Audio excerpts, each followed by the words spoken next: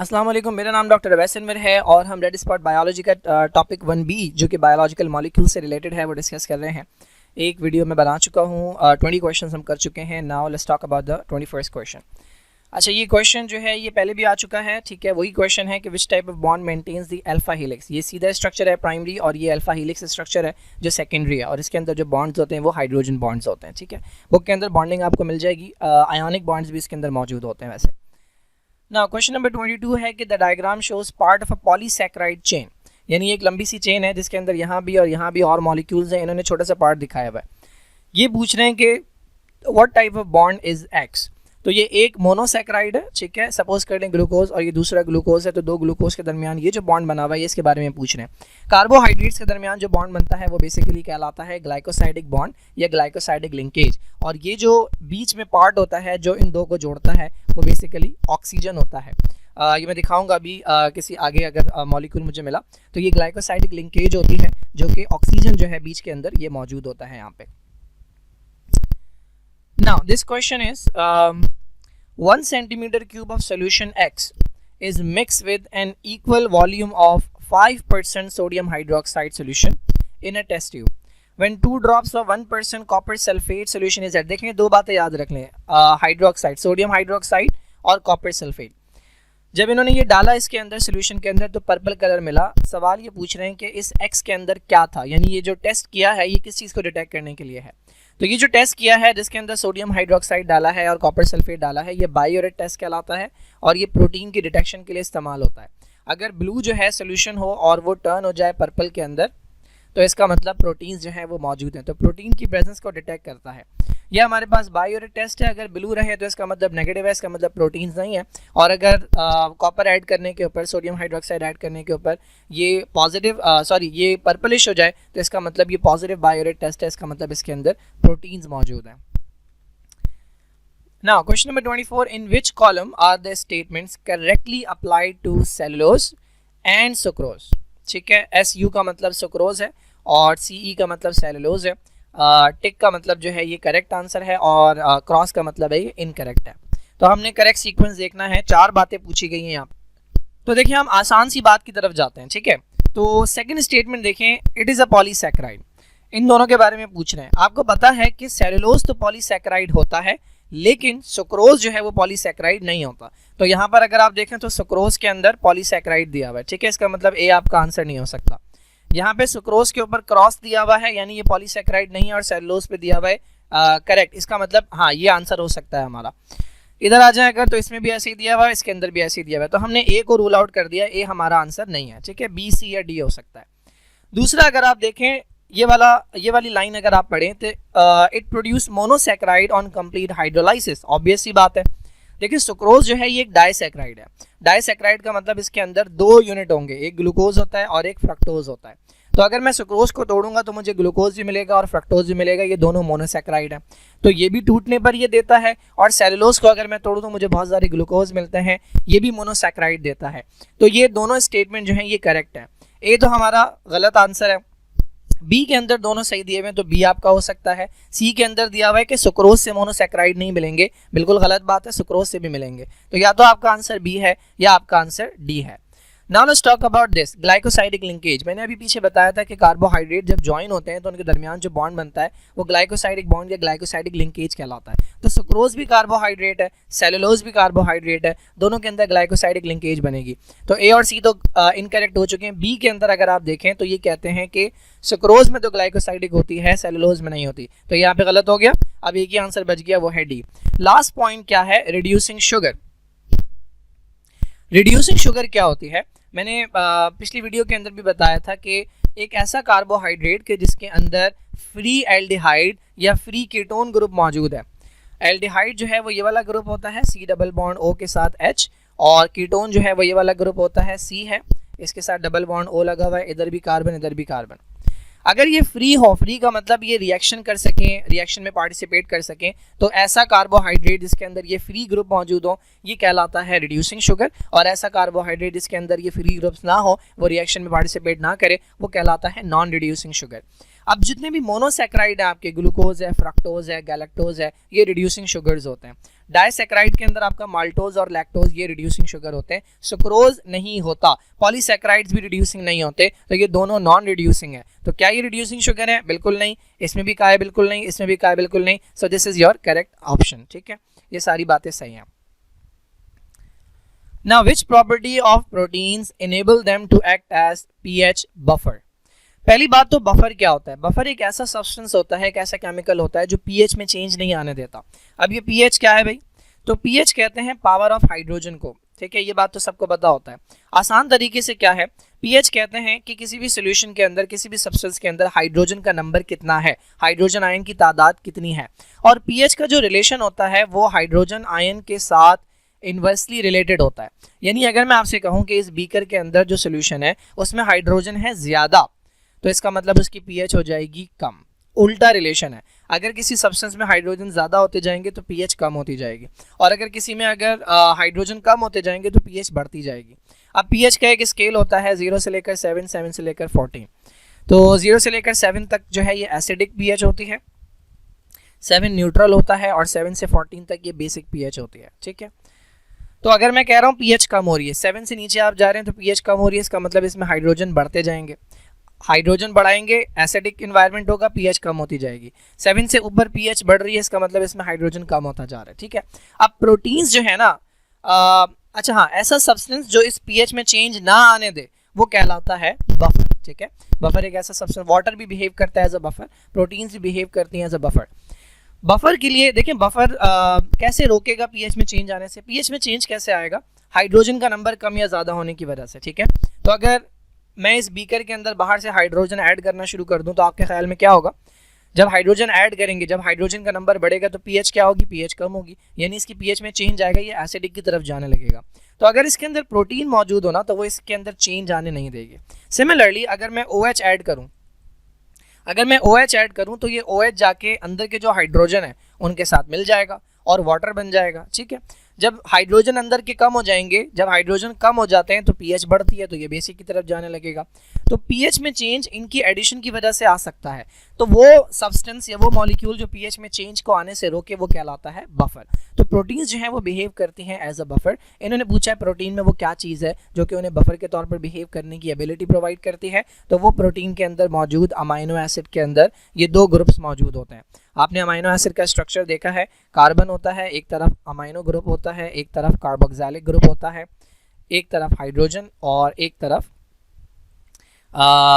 Radical होता है। ठीक है, इसमें जो ये वाला ग्रुप है कार्बोक्सिलिक ग्रुप और ये वाला ग्रुप अमाइनो ग्रुप, ये बिहेव करवाते हैं एज अ बफर। ये बिहेव करता है एज अ बेस और ये बिहेव करता है एज एन एसिड। ठीक है, तो कोई भी अगर हाइड्रोजन ऐड हो रहा है इसके अंदर या OH ऐड हो रहा है तो ये उसे अपने साथ मिला लेते हैं और इस तरह से इस एनवायरनमेंट की जो पीएच है वो चेंज नहीं हो पाती। तो ये 2 मॉलिक्यूल्स हैं, ये 2 ग्रुप्स हैं जो कि प्रोटीन्स को बफर के तौर पर बिहेव करने की एबिलिटी प्रोवाइड करते हैं। Now, how many different polypeptides each consist of R amino acid? देखिए ये R मैथ वाले X की तरह है, इसका कोई नंबर अभी नहीं दिया हुआ, बस इसकी कोई वैल्यू होगी। Can be made if the number of different amino acids available is n. देखिए इससे पहले हमने एक क्वेश्चन सॉल्व किया था, उन्होंने कहा था कि भाई आपके पास 20 तरह के अमाइनो एसिड हैं। ठीक है, हम बनाना चाह रहे हैं एक ऐसा स्ट्रक्चर कि जिसमें 2-2 अमाइनो एसिड हो, उसे कहते हैं डाइपेप्टाइड। आप बता दें कि 20 तरह के अमाइनो एसिड से अगर हम डाइपेप्टाइड बनाना शुरू करें, यानी 2-2 अमाइनो एसिड को जोड़कर स्ट्रक्चर बनाना शुरू करें, तो हम कितनी तरह के बना सकते हैं? तो मैंने आपको फार्मूला बताया था। फार्मूला क्या था वहाँ पे कि जितनी तरह के अमाइनो एसिड है ना उसको रखें आप n के तौर पे, और जितनी तरह के आपके पास, अच्छा वहाँ पर जो फार्मूला था पहले मैं वो बता दूँ ताकि कन्फ्यूजन ना हो। फार्मूला था कि 20 और इसके ऊपर आप रखें n। 20 नंबर है अमाइनो एसिड की टाइप्स का, तो कितनी तरह के अमाइनो एसिड थे उस सवाल में? हमारे पास 20, और हम एक एक स्ट्रक्चर के अंदर कितने अमाइनो एसिड जोड़ रहे थे? 2। डाइपेप्टाइड का मतलब 2, तो n की जगह आप रखेंगे 2, तो 20 और इसके ऊपर 2 आ गया, इसको सॉल्व करेंगे तो ये बनेगा 400। ठीक है, अब यहाँ इन्होंने नंबर ऑफ अमाइनो एसिड नहीं दिया हुआ, उसकी जगह इन्होंने कहा है n is the number of amino acid, तो 20 की जगह आप रखें n, और R जो है ना ये एक चेन के अंदर नंबर ऑफ अमाइनो एसिड है। ठीक है, तो 2 भी हो सकते हैं, 3 भी हो सकते हैं, 4, इन्होंने बस वेरिएबल दे दिया, तो इसको रखेंगे यहाँ पे। अब सॉल्व करके देखते हैं इसे, हम अपनी तरफ से अज्यूम कर लेते हैं 20 तरह के अमाइनो एसिड हैं, तो n की जगह आ गया यहाँ पे 20, और एक चेन के अंदर सपोज कर ले मैं चाह रहा हूँ 10 अमाइनो एसिड रखूँ, ठीक है, तो इसके ऊपर आ जाएगा ये 10। इसको आप सॉल्व करेंगे तो जो आंसर आएगा आपका वो करेक्ट आंसर होगा। फिलहाल जो हमने सीक्वेंस बनाया है वो है n के ऊपर r, तो ये हमारा राइट आंसर है। n जो है ये डिफरेंट टाइप्स है अमाइनो एसिड की, 20 तरह के अमाइनो एसिड दे रहे हैं आपको, 10 तरह के अमाइनो एसिड दे रहे हैं, उनकी मर्जी है। और r जो है ये एक चेन में कितने अमाइनो एसिड रखना चाह रहे हैं आप, ये उसका नंबर है। अभी एक और क्वेश्चन आएगा आगे, ये question, what is the theoretical number of chemically different dipeptides, ठीक है। अब दोबारा ये ऐसे ऐसे स्ट्रक्चर बनाना चाह रहे हैं जिसमें 2 अमाइनो एसिड हो, और कितनी तरह के अमाइनो एसिड दे रहे हैं आपको, 20 तरह के। क्वेश्चन तो अगेन फॉर्मूला क्या है, n के ऊपर r, n क्या है यहाँ पे 12 तरह के अमाइनो एसिड आपको दे रहे हैं, और r क्या है, r है एक चेन के अंदर कितने अमाइनो एसिड है, तो डाइपेप्टाइड का मतलब 2, तो इसको ऊपर रख दें। 12 का स्क्वायर जो होता है वो 144 होता है, तो 144 इज योर करेक्ट आंसर। अगर ये कहते हैं कि 12 डिफरेंट तरह के अमाइनो एसिड है, लेकिन हम एक चेन के अंदर हम ट्राइपेप्टाइड बनाना चाह रहे हैं, यानी हम 2 अमाइनो एसिड जोड़ के स्ट्रक्चर नहीं बनाना चाह रहे, हम 3 अमाइनो एसिड जोड़ के स्ट्रक्चर बनाना चाह रहे हैं, तो दोबारा n के ऊपर r, n जो है वो 12 ही रहा, r जो है वो अब, हाँ भाई, तो r की जगह जो है ये आपकी बार आ जाएगा 3, क्योंकि आप 3 अमाइनो एसिड का बनाना चाह रहे हैं। तो इसको आप सॉल्व करेंगे 12 इंटू 12 इंटू 12 इंटू 12, ठीक है, तो ये आपके पास आंसर आ जाएगा। Now which molecule contains amino acid, simple सी बात है, हर वो मॉलिक्यूल जो प्रोटीन होगा उसके अंदर अमाइनो एसिड होंगे। एटीपी क्या है भाई, एटीपी एक न्यूक्लियोटाइड है। न्यूक्लियोटाइड के अंदर आपका पेंटोज शुगर होता है, फॉस्फोरिक एसिड होता है और नाइट्रोजनस बेस होता है। ग्लाइकोजन कार्बोहाइड्रेट है, ठीक है, इसके अंदर मोनोसेक्राइड होंगे। सेलुलोज अगेन पॉलीसेक्राइड है, कार्बोहाइड्रेट है, इसके अंदर भी ग्लूकोज के मॉलिक्यूल होते हैं, इसके अंदर भी ग्लूकोज के मॉलिक्यूल होते हैं। और हीमोग्लोबिन जो है ये बेसिकली एक प्रोटीन वाला स्ट्रक्चर है, तो इसके अंदर ये जो ग्लोबिन पार्ट है ये प्रोटीन की चेन होती है जिसके अंदर आपको मिल जाएंगे amino acids. Now how many fatty acid residues are normally present in a phospholipid molecule. देखिए इससे पहले इन्होंने पूछा था एसाइल ग्लिसरॉल में कितने होते हैं, यानी फैट और ऑयल में कितने होते हैं, तो मैंने आपको बताया था फैट और ऑयल के अंदर एक अदद ग्लिसरॉल होता है जिसके अंदर 3 अल्कोहल होते हैं, हमने देखा था, ठीक है, और साथ में लगे होते हैं 3 फैटी एसिड, ठीक है। एक फैटी एसिड यहाँ पे, फैटी एसिड क्या होता है, लंबी सी चेन होती है कार्बोक्सिलिक एसिड की। ये जो मॉलिक्यूल है ये फैट का है या ये मॉलिक्यूल ऑयल का है, ठीक है। इसमें से अगर मैं एक फैटी एसिड हटा दूं और इसमें मैं लगा दूं, इस तरफ मैं लगा दूं एक अदद फॉस्फेट PO4, अब ये मॉलिक्यूल बन गया फॉस्फोलिपिड, ठीक है। फॉस्फोलिपिड के अंदर एक ग्लिसरॉल है, ये जो बीच में नजर आ रहा है आपको, दिस इज ग्लिसरॉल, एक फॉस्फेट लगा हुआ है और 2 लगे हुए हैं फैटी एसिड। तो इन्होंने यहाँ पे नंबर पूछा है कितने फैटी एसिड होते हैं, तो इसके अंदर 2 लगे हुए होते हैं। ये फॉस्फोलिपिड आपकी सेल मेम्ब्रेन के अंदर पाया जाता है। ओके भाई, क्वेश्चन नंबर 30 देख लेते हैं। The following statement describe the 3 orders of structure of the insulin molecule. Insulin जो कि एक प्रोटीन का मॉलिक्यूल होता है, एक अदद हार्मोन है, इसके 3 स्ट्रक्चरल ऑर्डर्स जो हैं वो बताए गए हैं 3 स्टेटमेंट के अंदर। आपने आइडेंटिफाई करना है कौन सा जो है वो किसको रिप्रेजेंट कर रहा है। तो पहली स्टेटमेंट के अंदर क्या है, molecule consist of 2 polypeptide chains join and folded around. ये जो फोल्ड है ये आपको नजर आता है टर्शरी स्ट्रक्चर के अंदर, ठीक है। उसके बाद क्या है भाई, the sequence and number of amino acid in each polypeptide chain is known. ये प्राइमरी स्ट्रक्चर को रिप्रेजेंट कर रहा है, सीधी सीधी चेन है, ठीक है, सीधी सीधी चेन है जिसके अंदर आपको सारा सीक्वेंस जो है वो पता है, क्योंकि फोल्ड नहीं हुई तो बहुत आसानी से पता लग रहा है कि सीक्वेंस क्या है, किस किस अमाइनो एसिड के बाद कौन सा अमाइनो एसिड है। थर्ड स्टेटमेंट क्या है, अमाइनो एसिड हर चेन के अंदर कॉइल्ड हुए हैं हीलिक्स के अंदर। हीलिक्स इस तरह का स्ट्रक्चर होता है जिसके अंदर कर्व्स या बेंड्स होते हैं और ये ड्यू टू हाइड्रोजन बॉन्ड्स होते हैं। ये सेकेंडरी स्ट्रक्चर को रिप्रेजेंट कर रहा है। तो 1 जो है ये टर्शरी है, ये इसमें टर्शरी नहीं दिया हुआ, इसमें टर्शरी नहीं दिया हुआ, C या D है। सेकेंड स्टेटमेंट जो है ये प्राइमरी को शो कर रही है, इसमें सेकेंडरी दिया हुआ है, इसमें प्राइमरी दिया हुआ है, और थर्ड जो है वो सेकेंडरी को शो कर रही है। So this is the correct answer. अच्छा भाई, the helical form of a polypeptide chain, अच्छा ये वही क्वेश्चन है, बार बार आ रहा है कि अगर ये है इसको इस तरह से करना है तो कौन सा बॉन्ड ऐड करना है, हाइड्रोजन बॉन्ड। कौन सा मॉलिक्यूल है कि जिसके अंदर पेप्टाइड बॉन्ड होते हैं भाई, ATP एक न्यूक्लियोटाइड है। न्यूक्लियोटाइड जो है वो अमाइनो एसिड से नहीं बनता है, इसके अंदर पेप्टाइड बॉन्ड नहीं होंगे।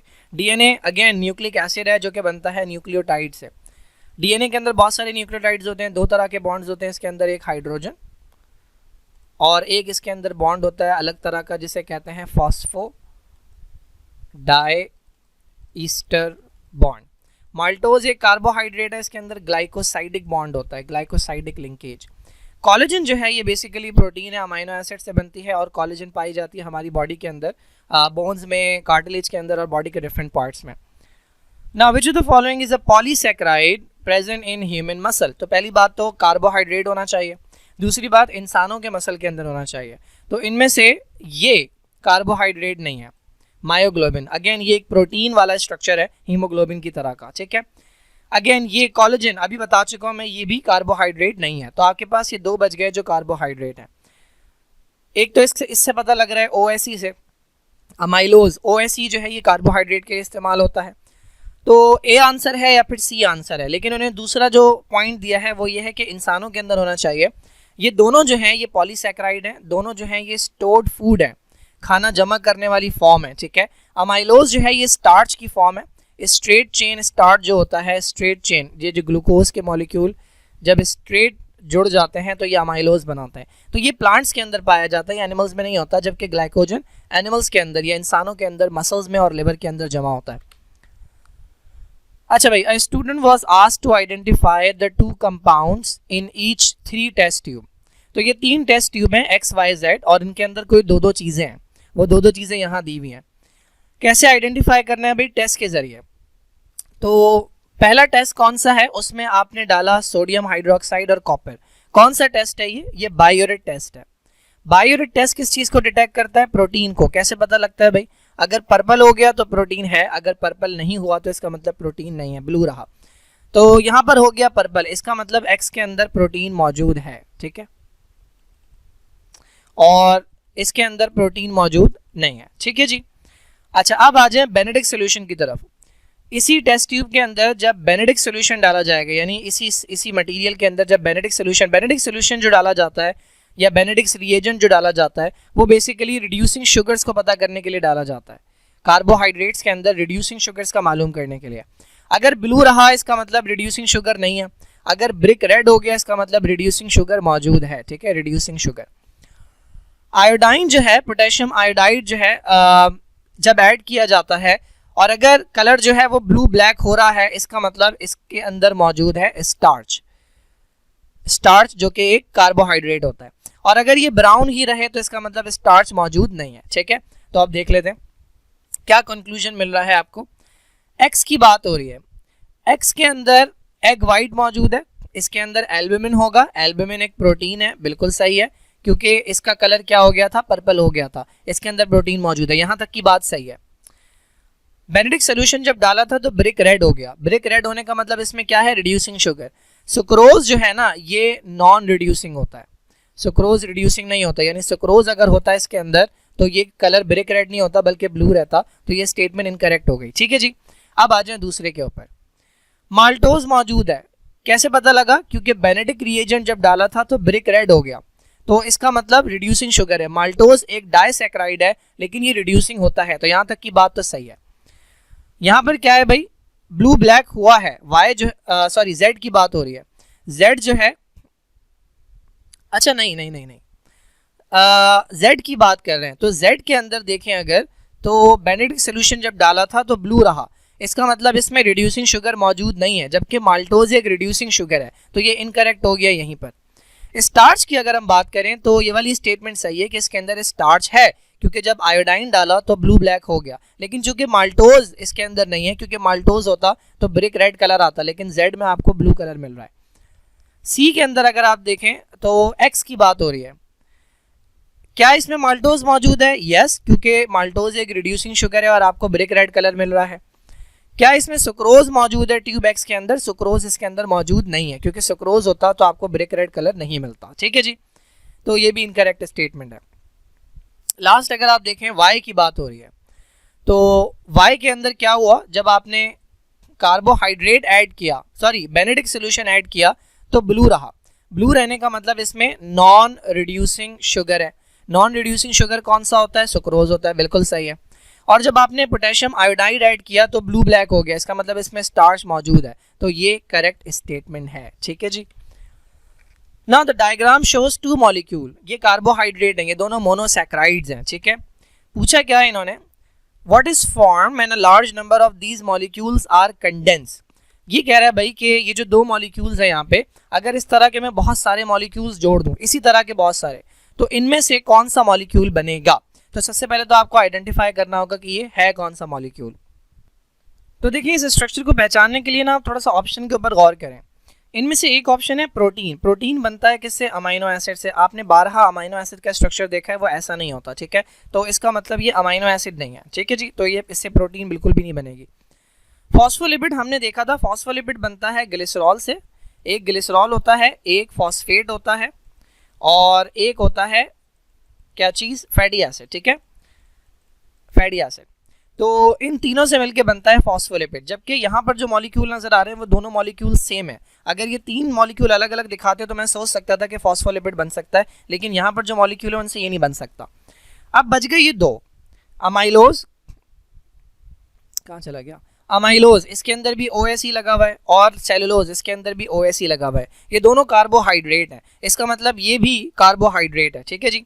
अच्छा, अमाइलोज और सेलुलोज दोनों जो हैं ये बड़े वाले कार्बोहाइड्रेट हैं जिन्हें पॉलीसैकेराइड कहते हैं। ज़्यादातर बड़े वाले कार्बोहाइड्रेट जो हैं वो 6 कार्बन वाले कार्बोहाइड्रेट से बनते हैं, और उसमें मेनली जो होता है वो ग्लूकोज होता है। तो मुझे शक हो रहा है कि ये ग्लूकोज का मॉलिक्यूल है। अगर मैं ऑक्सीजन काउंट करूँ तो 1 2 3 4 5 6 ऑक्सीजन है, एक कार्बन, यहाँ पे दूसरा कार्बन है, यहाँ पे तीसरा कार्बन है, यहाँ पे चौथा कार्बन है, यहाँ पे पांचवा कार्बन है, और यहाँ पे छठा कार्बन है। 6 कार्बन, तो 6 कार्बन 6 ऑक्सीजन और 12 हाइड्रोजन होंगे, तो ये ग्लूकोज का मॉलिक्यूल है।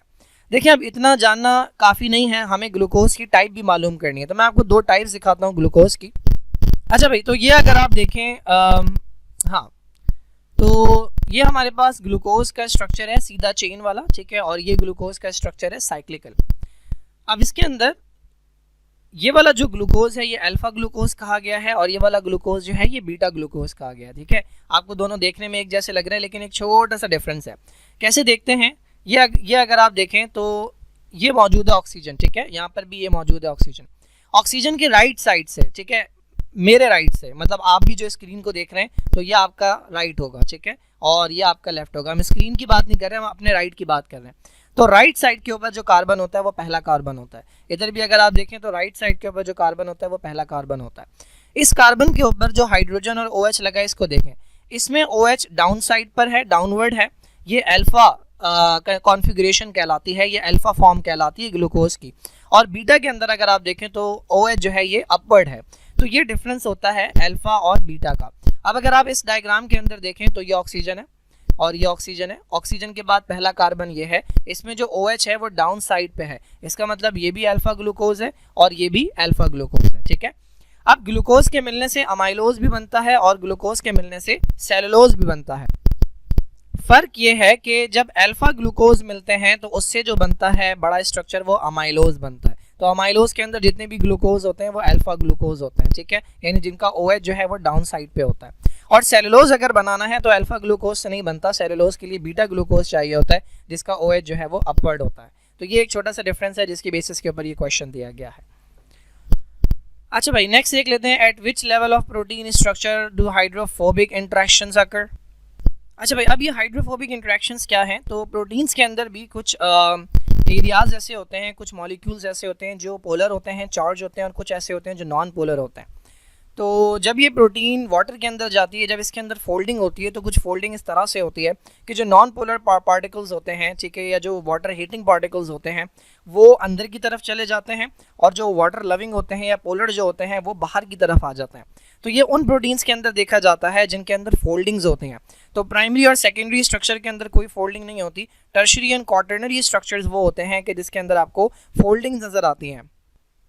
तो ये वो इंट्रैक्शन, ये वो स्ट्रक्चर्स हैं कि जिसके अंदर आपको हाइड्रोफोबिक इंटरेक्शंस मिलते हैं, और ये हाइड्रोफोबिक इंटरेक्शंस की वजह से बहुत स्ट्रॉन्ग हाइड्रोजन बॉन्ड्स भी बनते हैं जो कि प्रोटीन को उसकी फोल्डेड फॉर्म के अंदर रखते हैं। ये हमारे पास एक प्रोटीन है जिसके अंदर ये हाइड्रोफोबिक रीजन्स हैं, ठीक है, नॉन पोलर रीजन्स हैं, और ये हमारे पास हाइड्रोफिलिक वाटर लविंग रीजन्स है, पोलर रीजन। जब इसे एक्वस मीडियम के अंदर डाला जाता है, वाटर के अंदर डाला जाता है, तो सारे के सारे जो हाइड्रोफोबिक रीजन्स है वो सेंट्रलाइज हो जाते हैं, बीच में आ जाते हैं, एक दूसरे के साथ इंटरेक्ट करके फोल्ड कर देते हैं इसे, और हाइड्रोफिलिक रीजन्स जो होते हैं वो बाहर की तरफ आ जाते हैं। तो ये टर्शियरी और क्वाटरनरी स्ट्रक्चर के अंदर देखा जाता है सिर्फ। Now the graph show the effect of pH on the structure of a protein which consists entirely of repeating residues of one amino acid। अच्छा, यहाँ पर क्या है भाई, ये सिमेट्री है, ठीक है, जो प्रोटीन का स्ट्रक्चर था या प्रोटीन की फोल्डिंग्स थी, इस पॉइंट के ऊपर ये अल्फा हेलिक्स फॉर्म के अंदर था, यानी इस फॉर्म के अंदर था। और जैसे ये इसकी pH है, pH जैसे जैसे बढ़ती जा रही है आप देखते हैं कि जब pH थी कितनी 2 के करीब pH थी, तो ये अल्फा हेलिक्स था। pH जब तकरीबन 5 के करीब रही या 5.5 के करीब रही, तब भी ये अल्फा हेलिक्स था। उसके बाद 6 pH होने के बाद इसका जो अल्फा हेलिक्स स्ट्रक्चर है वो एकदम से डिक्रीज हो गया और ये जो है रैंडम कॉइल हो गया, यानी इसका प्रॉपर अल्फा हेलिक्स स्ट्रक्चर जो था वो बस रैंडम सा कॉइल हो गया है, ठीक है, यानी इसके स्ट्रक्चर में चेंज आ गया। अब इन्होंने पूछा इनमें से कौन सी स्टेटमेंट है जो कि ट्रू। अच्छा, अब सबसे पहले अगर आप ऑप्शंस को देखें तो ऑप्शंस के अंदर स्ट्रक्चर का नाम बताया हुआ है, ठीक है, देखें यहाँ पे सेकेंडरी स्ट्रक्चर बताया हुआ है, यहाँ पे टर्शियरी, यहाँ पे प्राइमरी और यहाँ पे सेकेंडरी। अगर तो आपको पता हो कि अल्फा हेलिक्स किस कैटेगरी के अंदर आता है, ये प्राइमरी स्ट्रक्चर होता है, और ये जो अल्फा हेलिक्स है ये प्राइमरी था, ये सेकेंडरी होता है, फिर ये टर्शियरी होता है फोल्डेड, और ये मल्टीपल चेन्स वाला जो होता है ये क्वाटरनरी होता है। तो हम यहाँ पे सेकेंडरी स्ट्रक्चर की बात कर रहे हैं, तो इसमें टर्शियरी दिया हुआ है, ये गलत है, इसमें प्राइमरी दिया हुआ है, ये गलत है, तो या तो आंसर ए है या फिर आंसर डी है। अच्छा, अब अगर आप गौर करें तो यहाँ पे जो pH है वो 2 है और यहाँ की जो pH है वो 6 है। इसका मतलब pH जो है वो यहाँ पे क्या हो रही है, pH जो है वो इंक्रीज हो रही है। जब pH इंक्रीज होती है इसका मतलब आप जा रहे हैं बेसिक एनवायरनमेंट की तरफ। इस तरफ एसिडिक एनवायरनमेंट है, इस तरफ हाई एसिडिटी है और इस तरफ लो एसिडिटी है। तो जो अल्फा हेलिक्स अपना स्ट्रक्चर लूज कर रहा है वो हाई एसिडिटी में नहीं कर रहा, वो लो एसिडिटी में कर रहा है। तो ये वाली जो स्टेटमेंट है कि at high acidity the protein loses it's secondary structure, ये गलत है, क्योंकि हाई एसिडिटी के ऊपर इसका स्ट्रक्चर अल्फा हेलिक्स ही था। जब आपने इस तरफ मूव करना शुरू किया तो आप हाई एसिडिटी से लो एसिडिटी की तरफ जा रहे हैं, यानी बेसिक एनवायरनमेंट की तरफ जा रहे हैं, और इस तरफ जाते वक्त जो अल्फा हेलिक्स है उसका स्ट्रक्चर लूज होने लगा। Now the diagram shows 2 molecules of a biological substance, ठीक है, तो ये अगेन कार्बोहाइड्रेट है, ठीक है, ये कार्बोहाइड्रेट है, दूसरा कार्बोहाइड्रेट है। ये पूछ रहे हैं what type of bond is form when these molecules react to form a larger molecule. अगर ये अमीनो एसिड होते तो इसके अंदर पेप्टाइड बॉन्ड बनता, ठीक है, उसी के अंदर स्पेशल हाइड्रोजन बॉन्ड्स बन जाते हैं उसके डिफरेंट स्ट्रक्चर्स के अंदर। ये जो कि कार्बोहाइड्रेट है, मोनोसैकेराइड है, तो जब ये जुड़ेंगे तो इनके दरमियान जो बॉन्ड बनेगा वो ग्लाइकोसाइडिक बॉन्ड या ग्लाइकोसाइडिक लिंकेज कहलाती है। Now the diagram shows a molecule, कौन सा मॉलिक्यूल है भाई, ये अमीनो एसिड है। कैसे पता हमें, सेंटर में कार्बन है, एक तरफ हाइड्रोजन है, एक तरफ अमीनो ग्रुप है, ठीक है, एक तरफ कार्बोक्सिलिक ग्रुप है और ये साइड चेन है, ठीक है, this is radical. Now which substance might include this molecule, तो अमीनो एसिड से मिलकर क्या बनता है, अमीनो एसिड से मिलकर प्रोटीन बनती है। सेलुलोज जो है ये कार्बोहाइड्रेट है, कार्बोहाइड्रेट के अंदर अमीनो एसिड नहीं होते। कोलेस्ट्रॉल एक लिपिड है, इसके अंदर भी अमीनो एसिड नहीं होते। ग्लिसरॉल से आगे जाकर बनता है लिपिड, तो इसके अंदर भी अमीनो एसिड नहीं है। लास्ट बच गया इंसुलिन। इंसुलिन एक प्रोटीन की चेन होती है जो कि अमीनो एसिड से बनती है। Now which protein has a fibrous structure, तो प्रोटीन की डिफरेंट टाइप्स होती हैं, फाइब्रस होती हैं, ग्लोबुलर होती हैं, तो इनमें से कौन सा वो है जिसका फाइब्रस स्ट्रक्चर है, तो ये बेसिकली हमारे पास ग्लोबिन जो है या अमाइलेज जो है ये हमारे पास ग्लोबुलर स्ट्रक्चर्स होते हैं, ठीक है, ये गोल गोल सी प्रोटीन्स होती हैं, ग्लोबुलर स्ट्रक्चर्स होते हैं। इसके अंदर जो कोलेजन है, कोलेजन बेसिकली फाइब्रस स्ट्रक्चर होता है, ये लीनियर सीक्वेंस होता है, ठीक है, 2-3 चेन्स जो हैं ये फोल्डेड होती हैं एक दूसरे के साथ और ये बॉडी का कोई ना कोई स्ट्रक्चर फॉर्म करते हैं, तो ये हमारे पास कोलेजन जो है ये फाइब्रस प्रोटीन स्ट्रक्चर के अंदर आता है।